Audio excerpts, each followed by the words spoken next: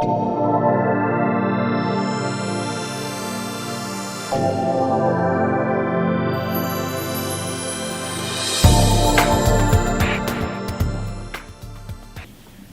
you support homosexual marriage? And would you support laws to recognize homosexual marriage in the state of Texas?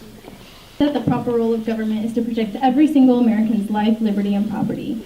And, as such, it's not my place to say if, a homosexual marriage is right or wrong, that's their life choice. And so if I'm protecting their life, I'm protecting their right to that decision.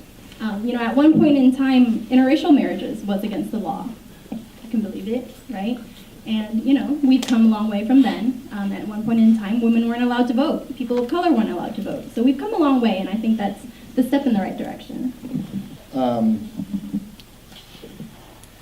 The definition of marriage is pretty clear biblically as far as between a man and a woman.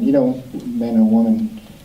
When we look at this issue, every society is judged by how well it treats its children. And it's very clear if you look statistically what happens to a child, whether they have a mother or a father or not. Children need to be loved.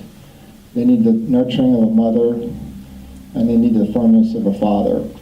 And, what people want to do in privacy that is their business. But we as a nation, we as a state, and we as this community need to be firm on what God's intention of marriage and what's best for our children. And it is clear, the statistics are clear. I can tell you the vast majority of the people in the Collin County Jail that are spending the night there tonight came from broken families. So when our society, when our government does anything to hurt the traditional marriage, we're hurting our children.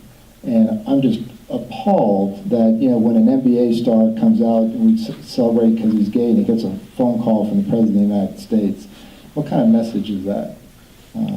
So clearly, marriage is defined as between a man and a woman.